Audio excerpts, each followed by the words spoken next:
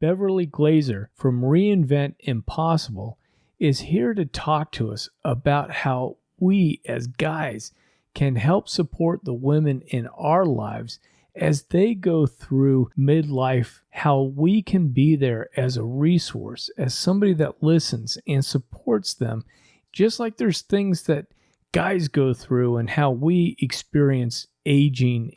There's some things that we need to understand about how women sometimes manifest going through midlife and how they age. And so what this conversation is going to do is really be able to help us better communicate and better support the women in our lives.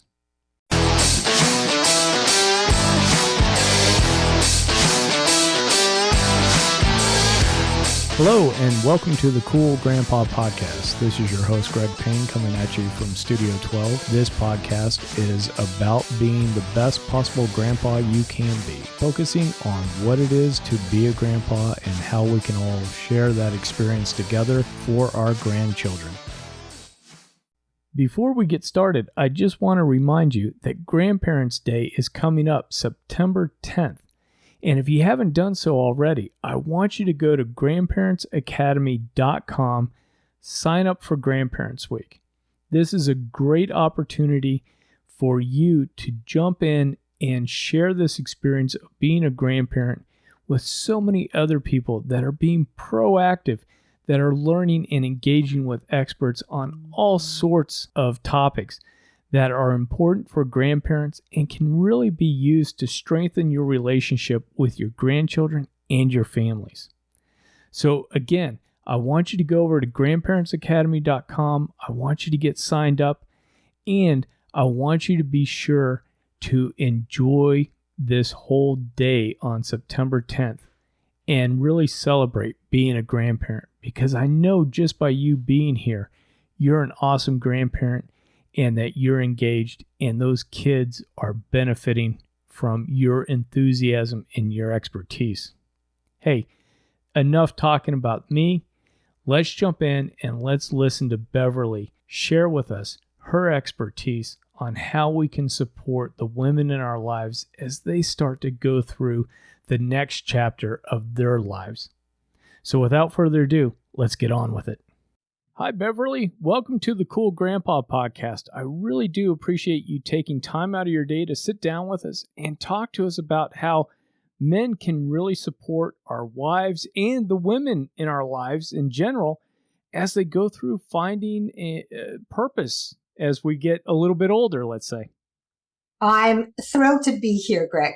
As we get started, I'd love for you to explain a little bit about how you got into helping women find their purpose, because you've got such a varied background that I love to listen to how that trajectory and how you moved into this, let's call it a niche.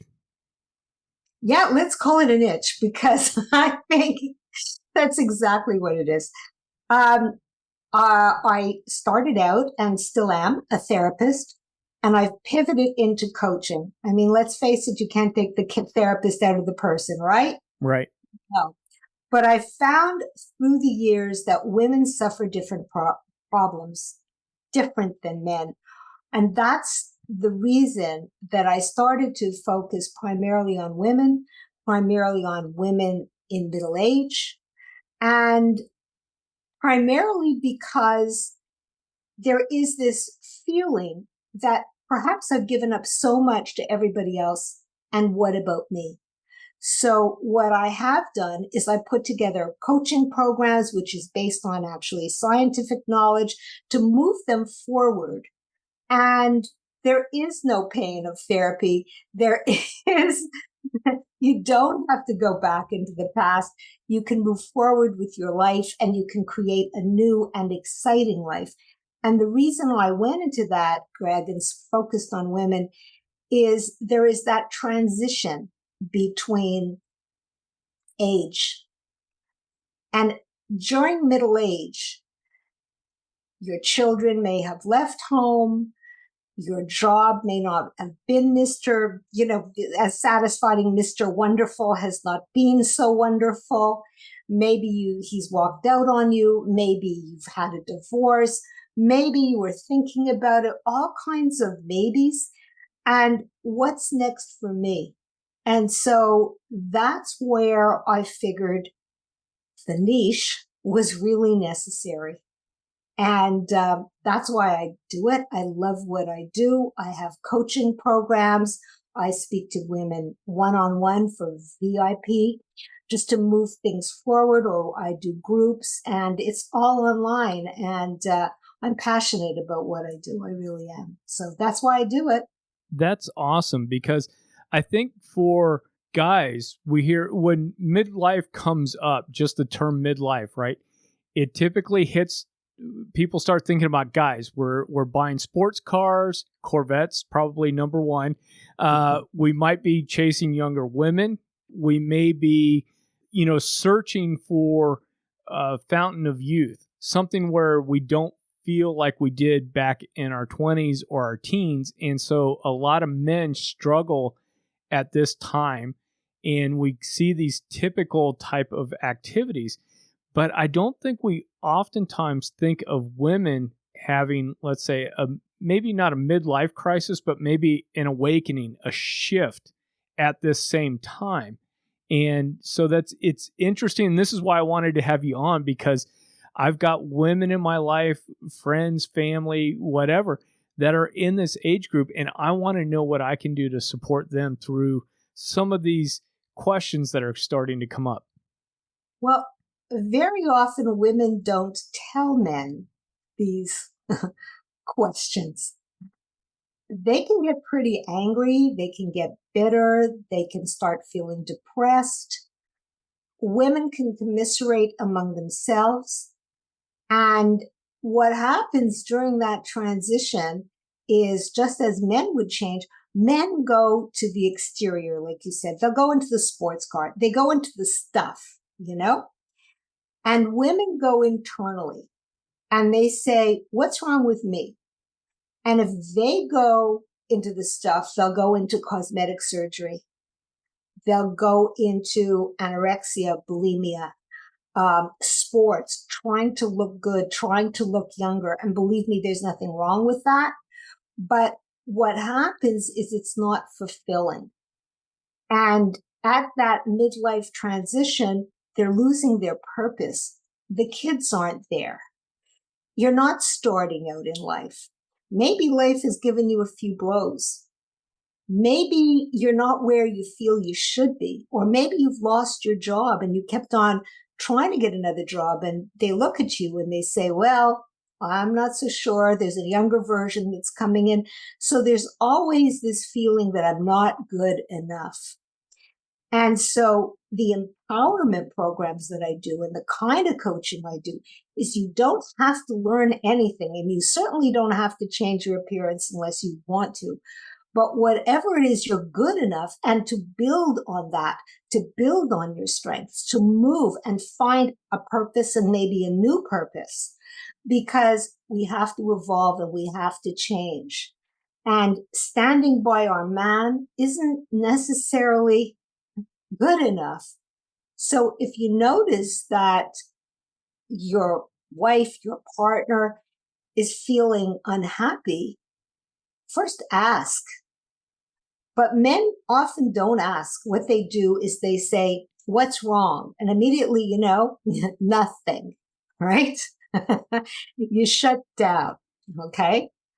But if you say, I feel that maybe something's going on, can I help you with that? And she may say, well, not really, because I just don't particularly have much to say. You're never home and you don't really care anyway. Or whatever comes out, instead of responding, listen. Men are terrific at giving advice and have to fix it. And if we don't have tools, we have our mouths to fix it, right? We have an answer, okay? Well, everyone has to find their own answer.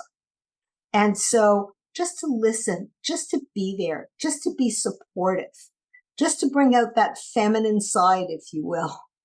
And sometimes there isn't an answer. Sometimes you just have to be patient and say, I'm there for you. Or maybe you should get help or talk to somebody about that or whatever. Not push them and say, maybe you should speak to blah or so-and-so did that, not the advice. They have to be the ones to take action. And that's really all anybody can do. If you see that somebody is not feeling well or suffering in one way or another, not to give advice, just say, I see you're not in a good space right now. What's going on? And I hope you're talking to people about it. Talk to your friends. Whatever you're doing, you're just there, because if they feel that you're just a happy camper playing with all your toys, great. Your Corvette's great. You're in the garage. You're having a good time. But what about me? That's the feeling. And often the grandchildren or even the children, they have their own lives and you can only put in so much. You may be giving an awful lot to your parents, or perhaps they have died. Whatever it is, women carry that role. And when they carry that role, it becomes a burden sometimes. And that's a burden that women have. Men, not so much. And so it can be a little bit too burdensome. You have to just kind of be open. Maybe you don't give so much. Maybe you can help out one way or another. Just be open, listen, and that's the best way anyone, male or female, can help anyone. No, that's great advice. And it's something that I think I wanted to get in and explore, because it feels like sometimes when I'm seeing both myself and my wife and then other couples, that time period of kids grown, gone, and then there seems to be a lack of identity, let's say, with it's different from moms and dads, because I think for dads it's like, oh, I've got space, I've got extra income, I've got these things. And I think it hits moms differently, and everybody's different. So we're not trying to say everybody's the same, but that loss of purpose, to your point of like, oh, we don't have high school sports to go to anymore. We don't have band club to do anymore. We don't have these different things. And so adjusting to that and, searching out what that purpose is, especially if it's not in work, but it's in typically family and community. Is that a correct, assumption, a guess on my part? Well, everybody's different, everybody's different, and everyone needs a purpose, and that's for men and women. And I've seen it with my male clients that have retired, and it's completely the opposite. Like, she has a terrific support network of people. And now he has always been busy working, building businesses, doing everything. And I'm thinking of this client that said to me, I've never been more busy in my life in retirement doing nothing. And that's a sense of loss of purpose. And what this man did is he bought another business, because there's only so many trips you can take and so much golf you can play. And she was fine with, her bridge women and all the things that she was doing, which really didn't change too much. So that's a completely different shift. Very often a man loses a lot. His whole identity is tied up to what he's doing rather than who he's being. That's huge. Who am I now that I'm not doing? And you brought up a good point too about those social connections and those networks. And do we find that sometimes as the children are leaving and growing, that both maybe men and women, but in this case especially women, are then searching for, where's that connection? Where do I find a group of friends to be with? Because if you're the band mom, or you did these things, you were connected with the other moms, the other dads around whatever your kids were doing. Now the kids aren't there, and now that network's gone. Oh yes, I've heard of this on many different levels. Not only the network goes, but what if there's a divorce? Or what if there is a transfer or the kids go off to college in different states? And you're deciding, okay, now we're going to scale down or we're going to move to another state too. And it's a perfect time. You do forget that your connections, your roots really do matter, and to start fresh again, to start finding new friends and getting out there. For some people, it's just a magical transition. They join everything. They're much more extroverted. For others, not so much. And if it's, for instance, the man and she's following his job, she has to rebuild. And there's nothing, like you said, there isn't the sports out there. But very often when people come to me, it's like, what is next for me? And they don't feel that there's anything next for them because there's a cutoff.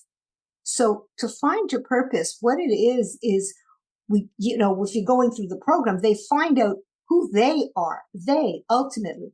And usually you've lost that identity. You've lost that identity when you've gotten married or gone to college. You followed what other people's expectations were of you.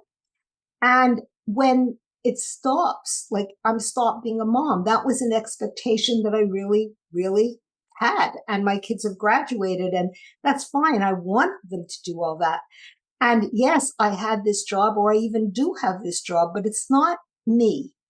Maybe I was always wanted to write, or maybe, and I've seen that, where people said, there was a suicide. My brother died, is what she said, and it changed her complete life, because through journaling, she discovered, and that's what we did, that she's an author. Today she is. And today everybody can write. Everybody can do anything. It's quite amazing. So all you have to do is find your purpose, and you can still do whatever job you're doing. You can have a side hustle, as they call it, but everybody needs a something, and it's out there. To discover it, yeah, it takes a few steps to realize. The first thing to do is say, hey, that's the wake-up call. And that's really what I do. I help people, it's women in particular, but men as well, who get that wake-up call and say, hey, now what? Now what?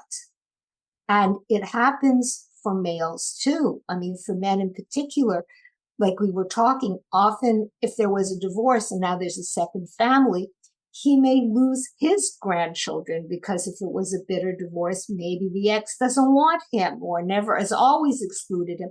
So there's so many different challenges for that. What's next for me? But first you have to identify, and you have to say, yeah, maybe there's something, and not say, well, that's life, and then go into your shell. Because there's no role modeling. There's no role modeling for seniors today. Seniors can go over 100. So where is that? We can replace body parts. We can continue to live our lives very actively. So where is the role modeling there? We're building, this is the first generation that's really building a new model for what aging is about. But on the emotional level, where is that there? It's you're not the old grandpa anymore, So, and it's the same thing. Who am I then? What role do I play? That's a whole different thing. You got me wondering too, when you start working with people, men or women, how many of us come to you, and when you're asking us, who do you think you are? And that answer that comes from us is the answer of who we were when we were 20. And we haven't adjusted that perspective to who I am at 45, at 55, etc.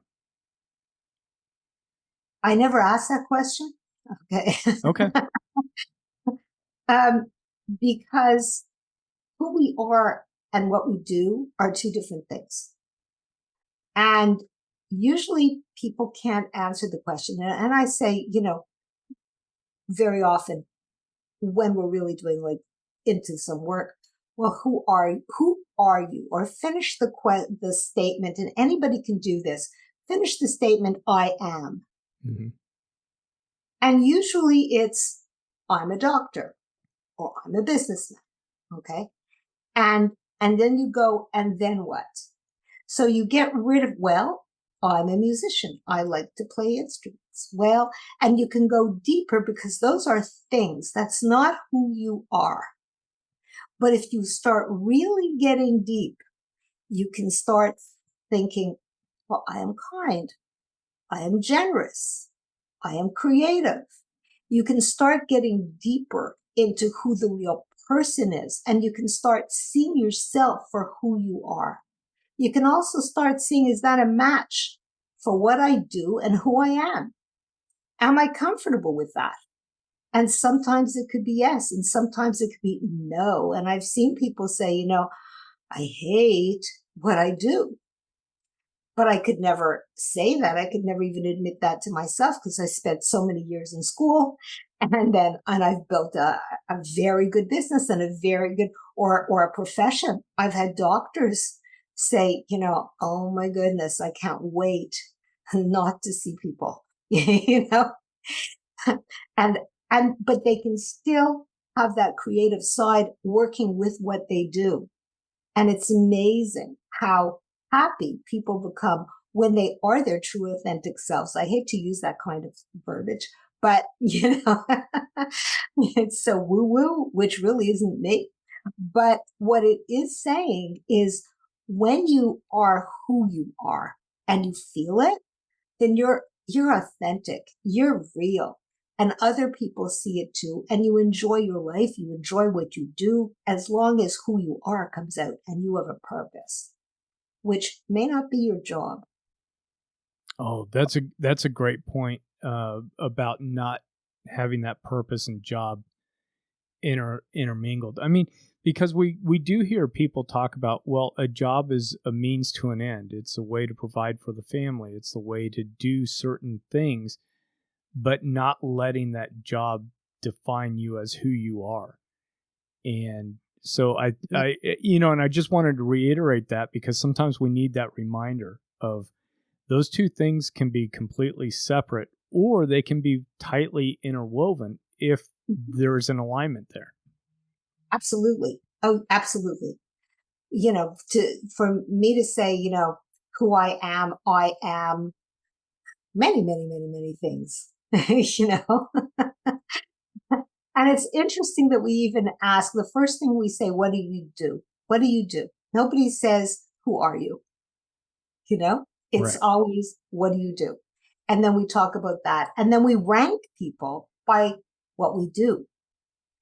And that's a subconscious judgment. But, if you just say, well, I'm unemployed, it's like, oh, okay. The conversation stops right there. Right. Right. That's amazing. So what are some of the things that are maybe it's not the right word, but stacking up for women as they hit into their 40s and 50s typically that start to really bring out you had mentioned anger, and it doesn't always have to be anger. It could be something else. It could be depression, whatever it is, but I feel like there might be some things that start to stack up that cause that Yeah. moment of, what am I doing here? It's frustration. It's those little things. And I go right back into the talking. Why? Why are you frustrated? Are they going to say it? Now, it could be a career plateau. The career plateau could be for men and women.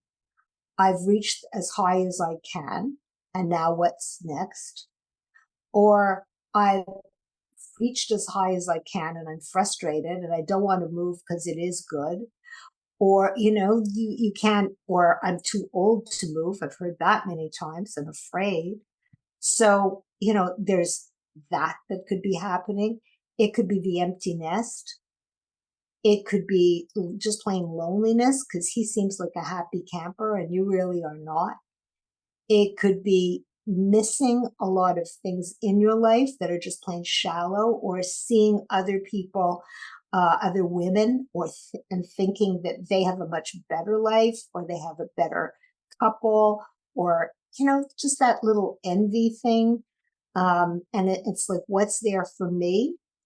And it's all kinds of feelings. And of course, aging, that I'm not going to live here. I'm not going to live forever. And when you're going to school, when you're going to college, when you're going to be raising a family, you're all part of the road. And then the road breaks off and you go into many directions. And yes, like you said, the income can be better, and it hopefully is. And you can be doing traveling and you can have a wonderful time and a terrific life, but something can still be missing. And there's guilt in that too. Oh, you have such a great life. You should not complain. Oh, that's a big one. And so there's the guilt that I'm even complaining. And there's always, well, others have so much less. And so I shouldn't complain. Well, it's not about complaining. It's about really something is missing. And then, of course, there's menopause, which is a great reminder that, hey, those days are over. And the hormones start playing games. And so once again, same thing. I'm old. My body's changing. I'm an emotional basket case. All that kind of stuff takes place, as well as societal expectations. I can go on and on. Society says you're supposed to be like this. Life is supposed to be like this. You should be a good daughter. You should be a good caregiver. He's a wonderful person. He's taking care of the family. He's a good provider. What are you complaining about? So there's back to the guilt again, and, how are you feeling? Bad. Why? I don't know. That's a constant, And so when you're coming, not knowing, that's the discovery of nothing to do with why you have to know. It's about, okay, how do you want to feel? And then you get right into, okay. And then before you know it, it's, yeah, but I'm too old, or I'm not good enough. Or, I always was told I'm this, I'm that, I'm whatever, or I eat too much, or I take too much to drink. It's always negative stuff. And once you clear all that, and it's so easy to do, really, it seems like it's astronomical, but it's so easy to do. It's 3 months, literally. It's ridiculous. Okay. But it's possible. But when we are in our heads, and that's the thing, in our heads, we think it's all these burdens are insurmountable. And so all of these things come at middle age, Greg. We don't have it when we're on that path. And then middle age should be the time when you say, wow, I've done all the groundwork. My roots are strong. Now I can move forward. I can have a life. I can be me.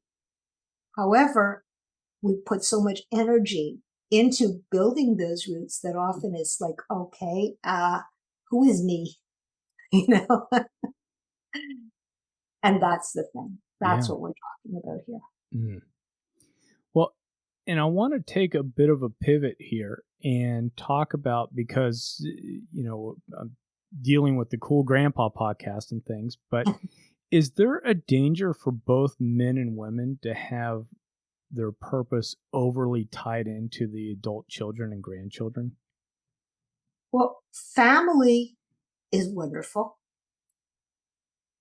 Too much is not good for either side, because there's no personal growth and there's too much expectation. And I've seen it so many times. And, I'm a grandma myself. I love my grandchildren dearly. And my daughter and the family, etc., etc. No guilt here. Okay. But if you put 100% into anybody, and I mean anybody, what happens is if they become your life, you can love, you can give, you can do. But if they are your whole life, you're creating a dependency. And nobody wants to feel dependent or codependent. And remember, as your children have left, your grandchildren will leave too. You should be having your own life, and the grandchildren should be a wonderful part of it. And their family should be a wonderful part of it. But you're preventing yourself from your own personal growth. And that's the thing. If you're looking for it as a crutch for doing nothing or for not being fulfilled, you still can't be fulfilled through somebody else. You can get joy, but it can't be your whole purpose.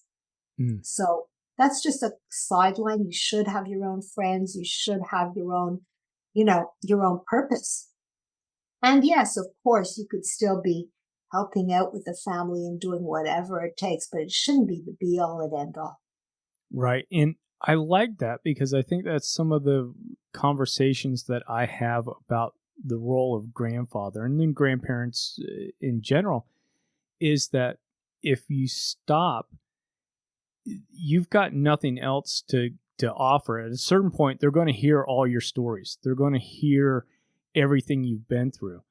And if you're not continuing to grow and develop, even as a grandparent, then you start to run out of what you can pour into the grandkids and into the adult kids. So, I'm always encouraging people pick up new hobbies, pick up new interests, jump into these free college courses that are offered for seniors, and where you just have to show up for the lectures and do these things so that you are developing yourself continually. Yes. There's nothing worse than feeling irrelevant. And that's also a wake-up call. It's like, I don't understand what's going on in the internet. And then you say, I don't really care. Well, of course you should care, because that's a whole world and you're losing out because your grandchildren are there. And so if for no other reason, take courses, continue to learn, and continue to be part of what's going on in the world, because it's an amazing place. I mean, particularly today with the internet, with technology, with all the opportunities that we have. Like you said, you can get an education from all kinds of colleges. And you may say, no, it's not for me because my days of study are over. You can learn anything today. It's incredible.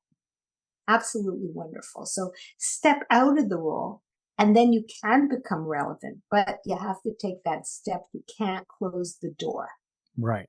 Right. And I think that also helps you with your purpose in a sense too, where, part of, I think, a person's purpose is to continue to explore the world and continue to gain knowledge and gain understanding. And, we're looking at the positives of midlife and even retired life could be you start down learning something about the Roman Republic, and then you realize, I don't care about the Roman Republic. I'm going to go do something else. And you haven't invested all this time. You haven't lost a year of college, let's say, in some study that you don't want to keep pursuing. We can say yes and no, and we can shift and we can do a lot and have that flexibility. And it's something to, I think, embrace as we're entering into these 40s, 50s, 60s, and beyond. Absolutely. Absolutely. And the whole idea is not to be afraid of it. Like you said, embrace it, not fear it. It's everything that we have learned, we can continue to learn and just continue to be curious. Sure. I think curiosity is wonderful. Ask the kids. The kids are not afraid of making mistakes. The kids will reach out and fall on their face. Well, I think grandparents can do exactly the same thing. Not physically. I don't exactly suggest that. Yeah. But they can teach us so many things and just join in and learn. Sure. And that way you are relevant. Right. They can teach you social media. They can teach you so many things. Be curious. Well, and even with I would even say middle school and high school, and this is something that just popped in my head, is that if you find out what they're learning in language arts, what they're studying as far as the reading materials they have, nothing wrong with grandpa or grandma jumping in and reading Steinbeck if they're doing a thing on Steinbeck, or Shakespeare if they're doing a Shakespeare thing, or, whatever it is, you can kind of mirror and use that as even a connection point. Oh, yes. And today, you can time travel into museums without leaving your home. You can do so many wonderful things and experience not only the grandchildren's lives, but create new lives for yourself too. And just explore, be open. Yeah. One of the last topics I'd love to hit on is that if we have spouses and women that seem to be struggling with identifying a purpose, or they're stuck, or they're in this frustration, and we are doing how are you feeling? Can you talk to me about what's going on? How do we also help them to seek out support? So how would you recommend a knuckle dragger like myself to, help somebody out? Absolutely. Well, first of all, although somebody wants to help with all their heart, the other person has to want to reach out and do it.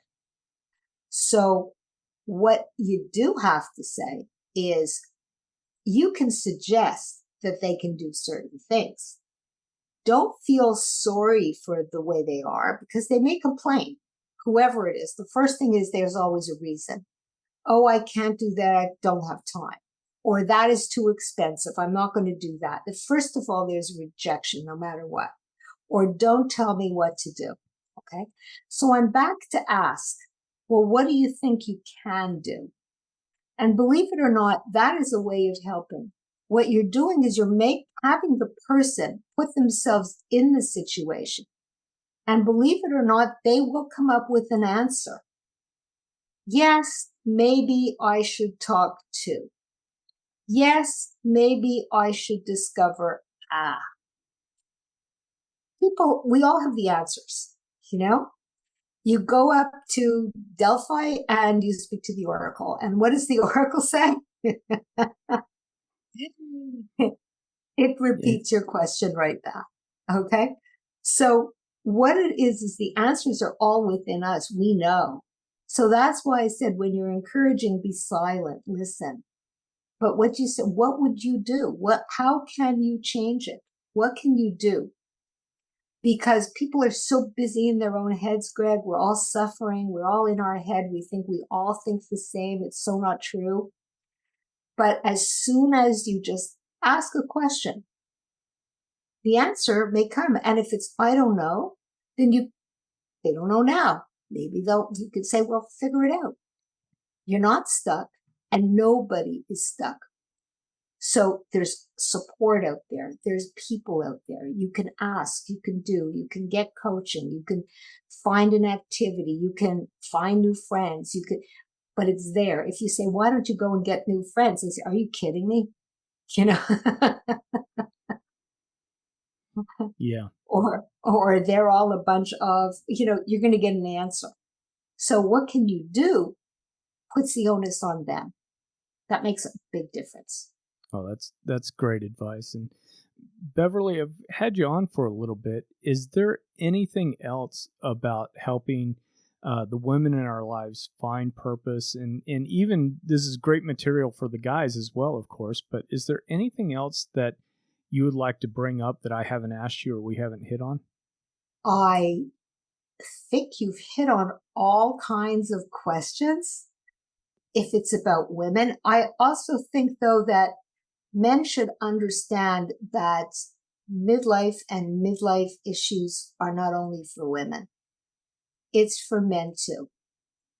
There's that testosterone time. It's the time where life changes on many levels. It's the time of also empty nest also affects men. It's not only exclusive to women.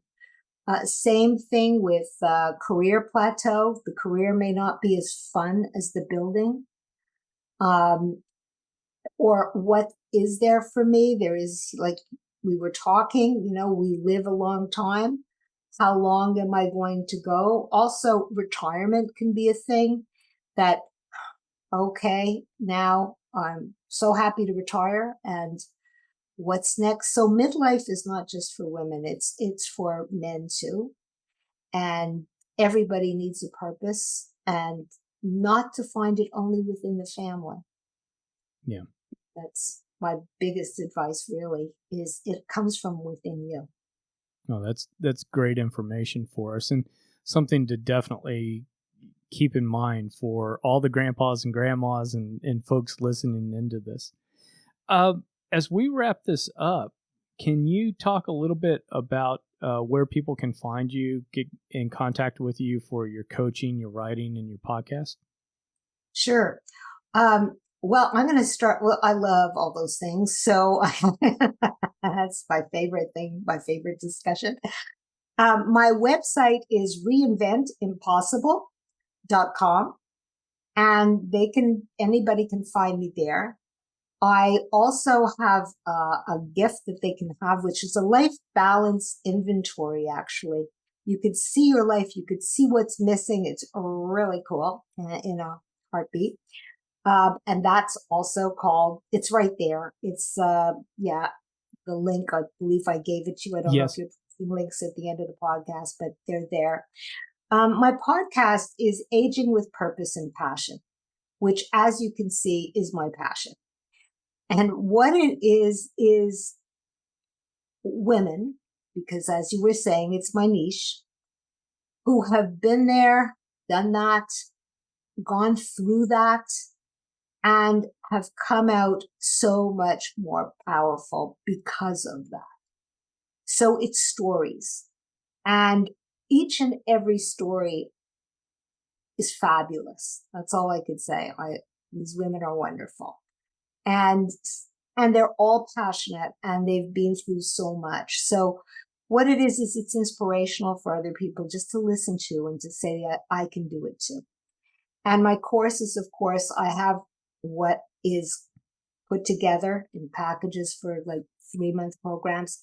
It's really a reinvention formula, which gives you everything from A to Z. It covers it all. You get rid of the baggage, you build on your strengths, and then you start living your purpose and living your passion and creating a new and vibrant and exciting life in 3 months. And it's my passion. And I love to do nothing better than that. So that's me, Craig. Oh, that's awesome. And we will be putting links into the show notes as well. So as people are out driving around or taking a walk with the dog, whatever they're doing, you can certainly go directly to Beverley's website, but I'll also have those links in the show notes as well in case you haven't been able to jot something down. So, Beverley, thank you so much for being on the Cool Grandpa podcast. This has been an absolute fantastic conversation. Thank you so much, and it was really cool and a pleasure to be here. I really enjoyed having Beverley on the show. I enjoyed this conversation. It was fun and it was educational for me, and I hope it was educational for you. I love the fact that I had an awesome coach on who's so focused on helping women really move in with resilience and with strength into the next phase of their lives.